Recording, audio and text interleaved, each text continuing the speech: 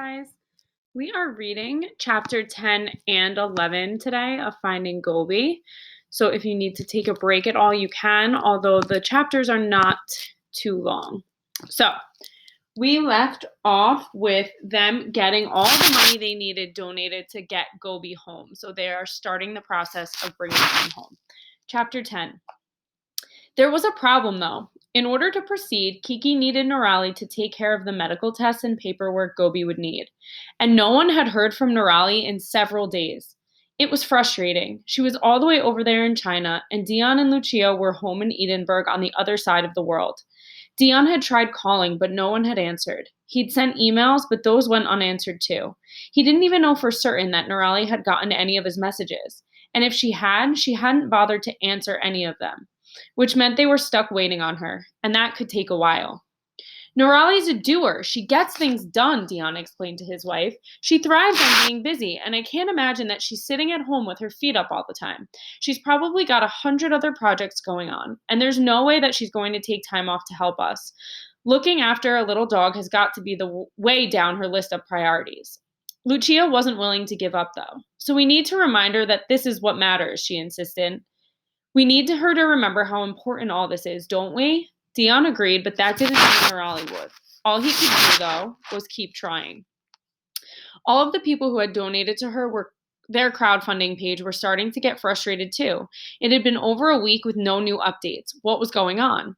Dion didn't know what to tell them. He didn't want to admit that they were stuck, at least partially because he didn't want to have to think about that himself.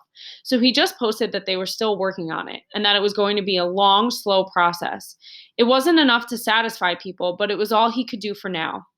Kiki offered to call Nirali herself, and Dion happily accepted. Kiki was Chinese, so she would speak to Nirali a lot more easily than Dion could. And maybe Nirali would be more comfortable talking to Kiki, and thus more inclined to help. It was something, at least. Dion wasn't going to just sit around and wait, though. He called the race organizer who had given him her card. This is a big deal now, he told her over the phone. It's not just me who cares about bringing Gobi back. It's gone global. It feels like there are thousands and thousands of people all watching and wanting to know what's going on. The ones who have donated are like shareholders, and they want answers. The race organizer listened to him. I'll make it happen, she promised when he was done talking. Dion nearly collapsed with relief. With the race organizer on his side, Nirali would have to listen. And she did. A week later, Nirali emailed Kiki. Everything's fine, Dion reported to Lucia after talking to Kiki. Nirali said there was a lot more to do than she thought, but she agreed to keep looking after Gobi for now. Kiki's going to send someone to Urumqi to make all the arrangements so Gobi can fly back to Beijing. To make things even better, Nirali sent some pictures of Gobi. She's so cute, Lucia exclaimed upon seeing the images. Dion just nodded. It was tough to see pictures of the little dog and not be able to see her in person, but hopefully that would change soon. In the meantime, he put the pictures up on the site and posted a progress update as well. That made everyone a lot happier. They just wanted to be sure that Dion really was working on getting Gobi back. A week later, Nirali disappeared again. What now? Dion moaned. How many times could this woman vanish on him? They had put up the crowdfunding site 2 weeks ago, and as far as he knew, Gobi hadn't had a single one of those tests yet. He emailed the race organizer again. This time she didn't reply directly. Instead, he got an email from her office. She's in America, he told Lucia. So is Nirali. Her office says she'll talk to Nirali while they're there. That way they can go over everything in person. Lucia nodded, but she looked a little worried. Who's watching Gobi? She asked. Fortunately, Dion had the answer to that already.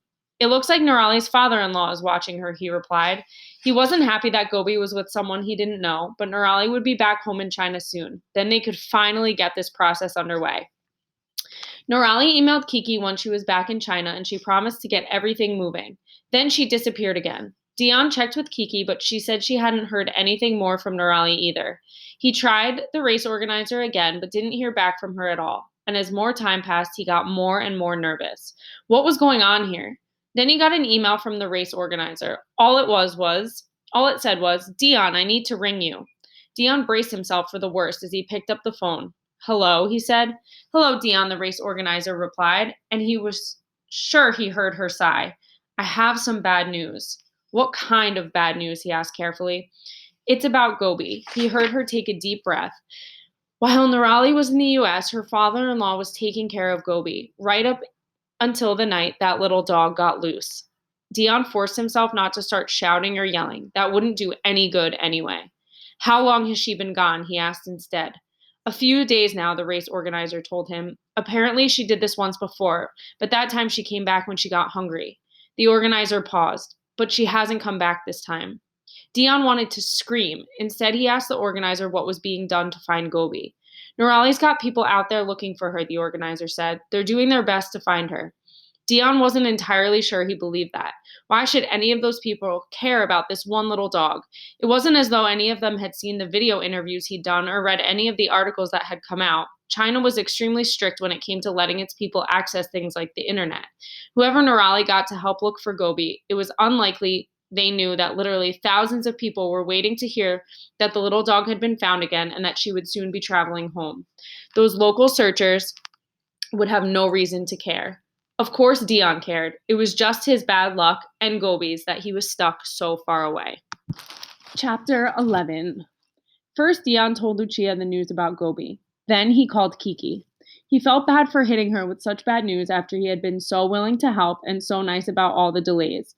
But he knew it was important to let her know what was happening. Kiki wasn't upset at him, though. Instead, she offered to call Nurali herself. That would be great, Dion admitted. Kiki had already spoken with Nurali once or twice. Since they both spoke Chinese, Dion hoped she might get more information than if Dion tried. Kiki called back an hour or so later. She had spoken to Nurali and sounded more concerned than ever. There's something funny about this whole story, Kiki said. It just doesn't add up. Dion agreed. He was so upset that Gobi had been able to escape from Nurali's home, and it made him paranoid that Gobi might have gone missing much earlier. Dion had had so much time to think about Gobi that he had run through every possibility in his head. He was glad to know that Kiki had thought something was strange, too. Still, that wasn't the important part. What next? He asked instead. It didn't matter how or why Gobi had run away, as long as she was found again, before she could get hurt, or worse. What we need, Kiki told him, is to get more people involved in the search. How can we do that? Dion wanted to know.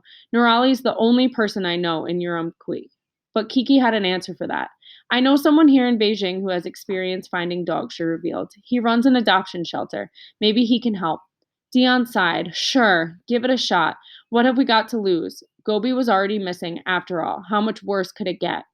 Kiki called back soon after. I spoke to my friend, she started. He said he's happy to help, and he had some advice on what we should do next. Dion sat up. Practical advice? Excellent. Hit me, he said. First, we need a poster, Kiki replied. It has to have recent photos of Gobi, a good description, and the location where she went missing. It also needs a contact number, and most importantly, a reward. Ah, Dion sat up straighter. This was more like it. At least designing a poster was something he could do. Then his mind caught the last word Kiki had uttered. Reward. How much? He asked. He says 5,000 RMB to start with. RMB stood for Chinese Yuan Renminbi, which was the official currency of China. But 5,000 RMB, how much was that really? Dion pulled up an online currency converter. 5,000 RMB turned out to be roughly $700. He laughed. He'd worried about the reward being some impossible sum, but $700 he could live with. Anything else? He asked. And there was. We've got to get the poster everywhere, especially digitally, she said. Do you have WeChat? Dion didn't, but he had heard of it. WeChat was like the cross between Facebook and Twitter. But the really big thing about it was that the Chinese government hadn't blocked it. Someone needs to set up a WeChat to start sharing the news, Kiki pointed out. And then we need people on the street handing out the posters. My friend says that most dogs are found within 2 to 3 miles of the place they went missing. That's where we need to concentrate all our efforts.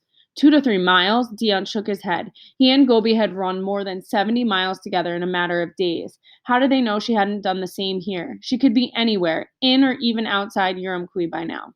Then again, that had been out in the open desert. Urumqi was nothing like that. Dion hadn't spent much time in the city, but it certainly seemed really crowded to him. Maybe Kiki's friend was right. He was the expert, after all.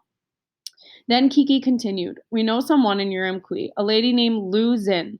My friend had helped her with the search when her own dog went missing. He's already spoken to her, and she said she'd be happy to help. She's even willing to head up the search in Urumqi.